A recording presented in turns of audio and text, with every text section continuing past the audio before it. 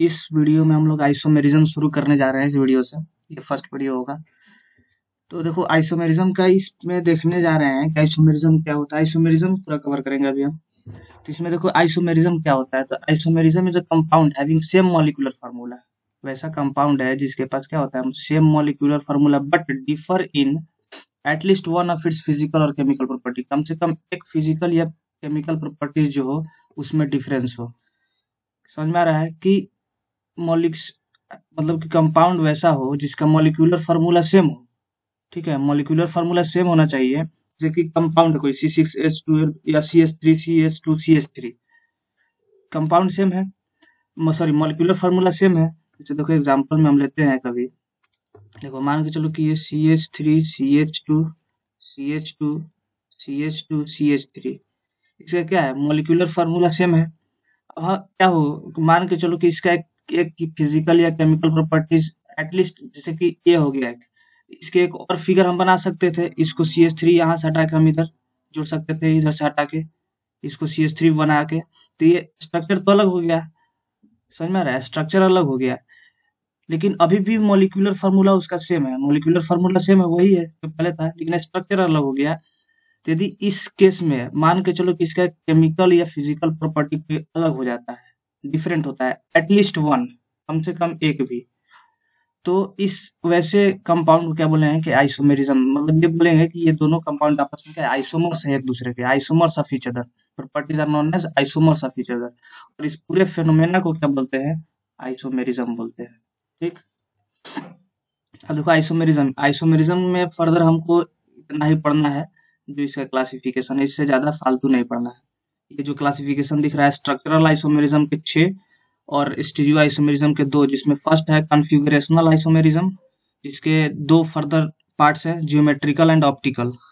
और सेकंड है कॉन्फर्मेशनल। फर्स्ट है कॉन्फ़िगरेशनल आइसोमेरिज्म और सेकंड है कॉन्फर्मेशनल।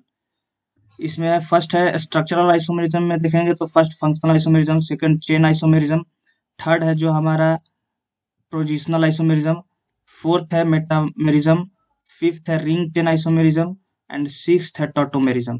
तो इतना देखना है। और ये जो है इसको प्रेफरेंशियल ऑर्डर में याद रखेंगे। इसका प्रेफरेंशियल ऑर्डर क्या है होता है, इसको देखेंगे तो RTMFEC, इस ऑर्डर को याद रखना। नहीं कि आर से क्या हो गया रिंग चेन आइसोमर, टी से टॉटोमेरिज्म, एम से मेटामेरिज्म, एफ से फंक्शनल आइसोमेरिज्म, पी से पोजिशनल आइसोमेरिज्म, सी से चेन आइसोमेरिज्म। ये प्रेफरेंशियल ऑर्डर है, प्रेफरेंशियल ऑर्डर। ठीक है, ये कहाँ यूज होगा कि यदि किसी कंपाउंड में दिया है, मान लो उसमें दोनों प्रेजेंट है, ये मान के चलो कि एग्जांपल लो कि उसमें क्या हो रिंग चेन भी आर भी प्रेजेंट हो और फंक्शनल रिंग चेन आइसोमेरिज्म भी प्रेजेंट हो और फंक्शनल भी, तो उस कंपाउंड को क्या बोलेंगे कि वो रिंग चेन आइसोमेरिज्म शो कर रहा है या फंक्शनल आइसोमेरिज्म शो कर रहा है। यही जो ऑर्डर है हमें बताएगा कि वो रिंग चेन आइसोमेरिज्म शो कर रहा है, क्योंकि जो फर्स्ट में है उसको ज्यादा ऑर्डर, उसके बाद कम, उसके बाद उससे कम। ठीक है, ये मान के चलो कि इस तरीके से एक ऑर्डर है, सबसे ज्यादा आर, उसके बाद टी को वैल्यू देंगे, तब एम को, तब एफ को, तब पी को, तब सी को। ठीक है, अब हम शुरू करेंगे अपना स्ट्रक्चरल आइसोमेरिज्म।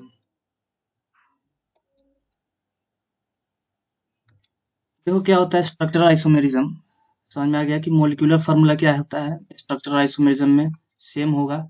और लिंकेज जो होंगे ना कार्बन कार्बन के बीच, वो डिफरेंट डिफरेंट होंगे। कभी कार्बन का लिंकेज कोई अलग अलग होगा, वो आगे हम देख लेंगे। ठीक ना, अभी देखते हैं एग्जाम्पल में। ठीक है, एग्जाम्पल से समझो कि मान लो हम C2H6 OH C2H6O लेते हैं। ठीक, इसने इसको हम ले लिया। अब इसमें देखो इसको हम किस तरीके से डिनोट कर सकते हैं, 2 तरीके से। यदि ये है तो ये क्या हो गया, ईथर है, ईथर है। और इसका देखो क्या हम इसको इस तरीके से रिप्रेजेंट कर सकते हैं, CH3OCH3 हो गया।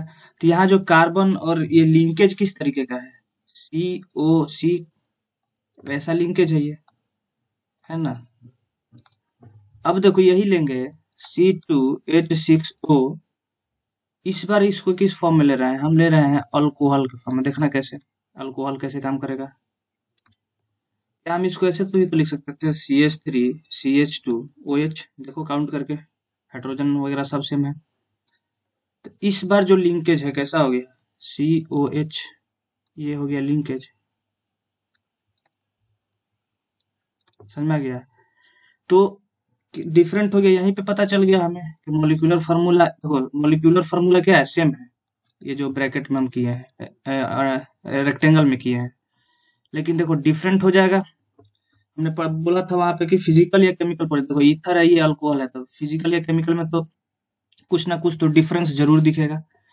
और यहाँ लिंकेज भी अलग अलग है, जो यहाँ भी बोल रहा है कि लिंकेज, कार्बन आइटम के साथ लिंकेज जो होना चाहिए वो डिफरेंट होना चाहिए, वो भी डिफरेंट है, तब उसको क्या बोलते हैं कि वो स्ट्रक्चरल आइसोमेरिज्म है।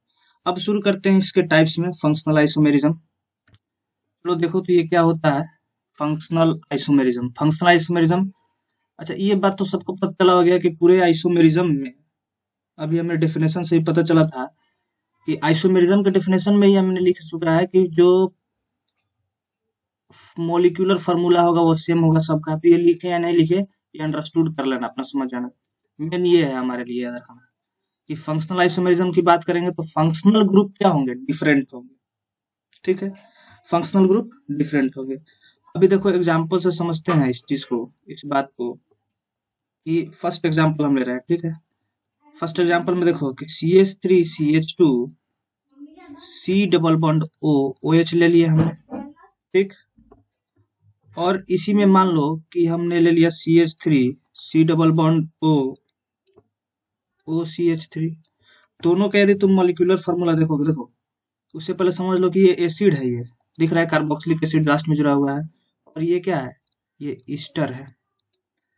दोनों का मॉलिक्यूलर फार्मूला देख लो, क्या हो गया, C3 है ना, H6O2 है। इधर भी यदि मॉलिक्यूलर फार्मूला देखोगे तो वही मिलेगा, C3H6O2। तो ये क्या हो गया, दोनों एक दूसरे के फंक्शनल आइसोमेरिज्म हो जाएंगे। कैसे फंक्शनल आइसोमर्स हो जाएंगे एक दूसरे के, क्योंकि यहाँ पे यदि तुम देखोगे तो ये देखो यहाँ पे क्या जुड़ा हुआ है, एसिड है, दिख रहा है, रुक जाओ एक सेकंड, ये दिख रहा है एसिड है, और यहाँ पे दिख रहा है एस्टर जुड़ा हुआ। हो सकता है कि कुछ ना कुछ फार्मूला वगैरह में जो डिफरेंट, क्या सॉरी क्या बोलते हैं इसका, फंक्शनल ग्रुप क्या हो जाएगा, दोनों का डिफरेंट हो गया। यहाँ पे क्या है, कार्बोक्सिलिक एसिड है या एस्टर है, तो फंक्शनल ग्रुप दोनों ही में सेम हो गया। लेकिन दोनों का मॉलिक्यूलर फार्मूला क्या है, मॉलिक्यूलर फार्मूला दोनों का सेम है, मॉलिक्यूलर फार्मूला दोनों के मॉलिक्यूलर फार्मूला सेम है, लेकिन जो फंक्शनल ग्रुप है, दोनों के केस में फंक्शनल ग्रुप क्या हो जा रहा है, डिफरेंट हो जा रहा है। इसके कारण से ये क्या हो गया, फंक्शनल आइसोमेरिज्म हो जाएगा। ठीक है, यहाँ तक समझ में आ गया। इसी में एक और एग्जांपल देख लेते हैं, फॉर एग्जांपल देख लेते हैं इसका। मान के चलो कि ये बेंजाइल रिंग ले लेते हैं हम, ठीक है, और ये बेंजीन रिंग है, और इस पे हमने CH2OH इस तरीके से कर दिया, ऐड कर दिया। ये क्या हो गया, OH जहाँ जोड़ दिए अल्कोहल हो गया। ठीक, और एक केस में हम क्या करेंगे, एक केस में हम क्या करेंगे कि OH यहाँ जोड़ देते हैं और यहाँ ऐड कर देते हैं CH3। ये क्या हो जाएगा, इसका नाम सबको पता होगा कि फिनॉल है। ये क्या हो जाएगा, फिनॉल, ये अल्कोहल। तो दोनों के प्रॉपर्टीज तो एटलीस्ट डिफरेंट हो जाएंगे, यानी कि ये, और मॉलिक्यूलर फार्मूला देखोगे दोनों का तो सेम, क्या है, C7 और H8O, अभी वही हो जाएगा C7H8O। ठीक है, क्या समझ में आ गया क्या होता है। अब चलते हैं second, chain isomerism. Chain isomerism देखो नाम से भी पकड़ना है, कि नाम से भी क्लू मिलेगा हमें इस चीज में। ठीक है, चेन आइसोमेरिज्म में क्या है, फर्स्ट चीज तो सबको पता है कि मॉलिक्यूलर फार्मूला क्या होगा, सेम होगा। MF लिख दिए हमसे मॉलिक्यूलर से फार्मूला। सेकंड चीज समझना इसमें, एक सेकंड, सेकंड चीज समझो इसमें कि फंक्शनल ग्रुप भी सेम होंगे। फंक्शनल ग्रुप इसमें क्या होगा, सेम होगा। फंक्शनल ग्रुप इसमें सेम होगा, लेकिन जो हम फंक्शनल आइसोमेरिज्म पढ़ रहे थे उसमें क्या हो जाएगा, डिफरेंट हो जाएगा। ठीक है, थर्ड इसमें क्या डिफरेंट होगा कि पेरेंट चेन उसी को हम लोग साइड पेरेंट चेन बोल दो, या साइड चेन बोल दो, या फिर नंबर ऑफ कार्बन्स बोल दो, नंबर ऑफ कार्बन्स। ये सभी क्या होंगे, डिफरेंट होंगे। ठीक है, अभी इसको एग्जांपल से समझेंगे कैसे डिफरेंट होगा, क्या बोल रहा है क्वेश्चन में। ठीक, तो इसको समझने से पहले तो अब देखो एग्जांपल में कि एक एग्जांपल लेते हैं हमने CH3, ठीक है, CH2 CH2 CH3। इस केस में देखोगे तो पेरेंट चेन हमारा क्या है, यही हो जाएगा। ये पूरा हमारा पेरेंट चेन है, सिंपल दिख रहा है, इसमें तो कोई है नहीं कि भाई उतना हमें टेंशन लेना है। इसी का दूसरा देखो, ये फर्स्ट एग्जांपल है।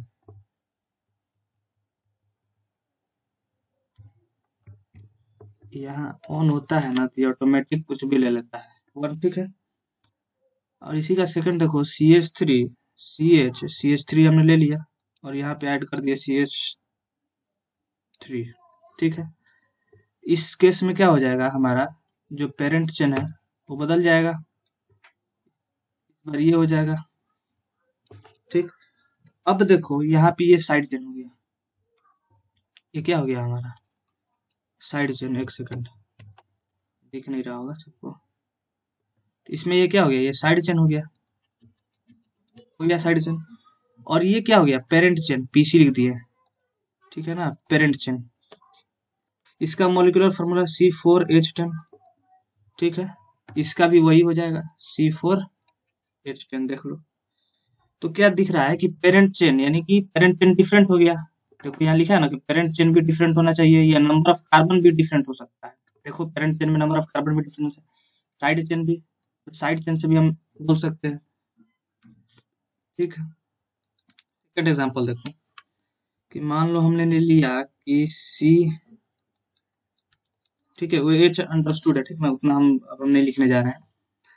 और दूसरा ले लिए C, डबल बॉन्ड इधर, एक इधर, ठीक है। इस केस में भी देखो सेम कहानी, ये पेरेंट चेन हो गया हमारा, इसका पेरेंट चेन ये हो गया, ये हमारा क्या है, पेरेंट चेन है। ठीक, यहाँ ये साइड चेन है। दिख रहा है ना किस तरीके से हम लोग कर रहे हैं। देखो पेरेंट चेन इस बार भी डिफरेंट हो गया था, बोल सकते हैं कि ये क्या है, चेन आइसोमेरिज्म है, दोनों एक दूसरे के चेन आइसोमर्स है। ठीक, अब हम लोग नेक्स्ट देखेंगे पोजिशनल आइसोमेरिज्म।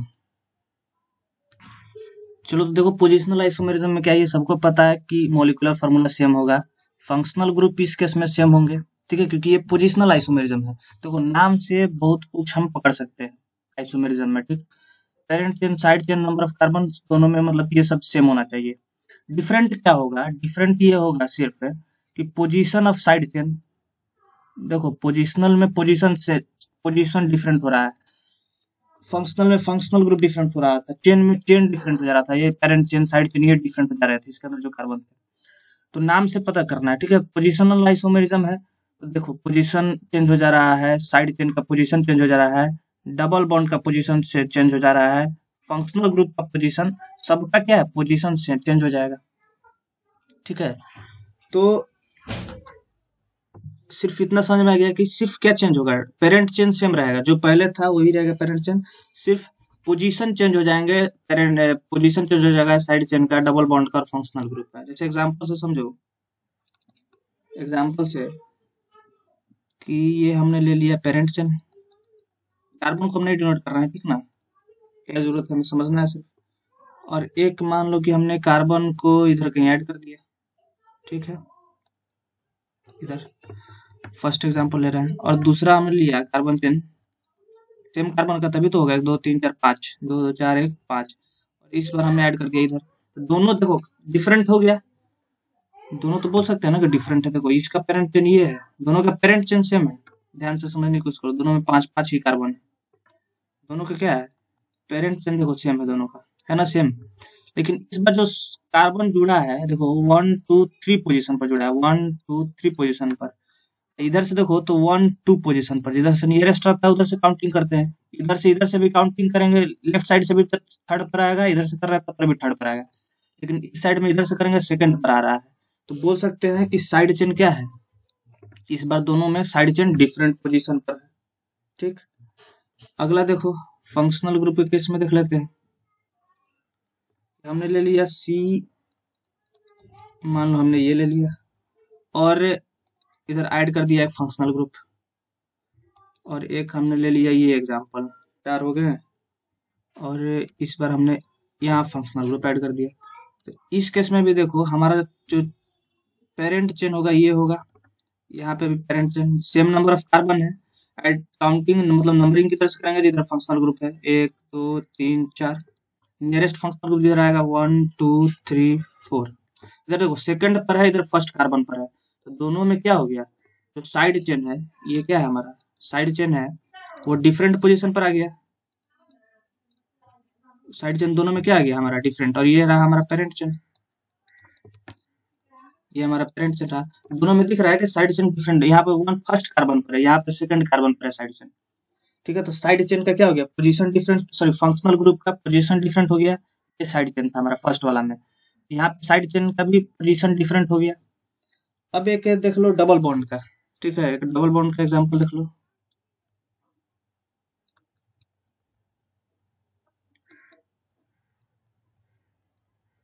ठीक है,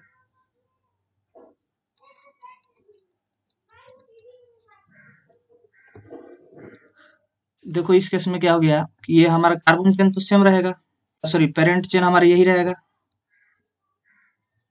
पेरेंट चेन दिख रहा है सबको, ये पेरेंट चेन इसका है, ये पेरेंट चेन इसका है।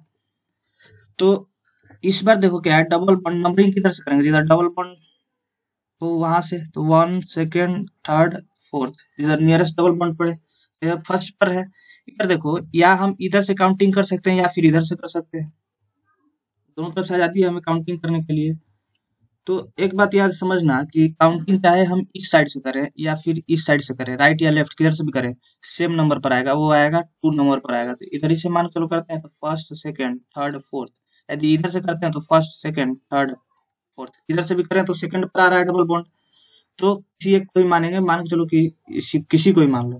तो यहाँ क्या दिख रहा है कि डबल बॉन्ड का पोजीशन डिफरेंट हो गया, यहाँ 2 पर है, यहाँ पे क्या है फर्स्ट पर है। तो पोजीशन क्या दिख रहा है कि position of double bond change हो गया, फर्स्ट कार्बन पर था और यहाँ सेकंड कार्बन पर हो गया। तो ये था पोजिशनल आइसोमर की पोजीशन चेंज हो जाएगा, या फिर या तो डबल बॉन्ड का पोजीशन चेंज होगा, या फंक्शनल ग्रुप का, या फिर साइड चेन का, किसी का पोजीशन चेंज हो जाएगा। अब नेक्स्ट जो है फोर्थ फिफ्थ वो मेटामेरिज्म से आगे तक हम लोग नेक्स्ट वीडियो में देखेंगे।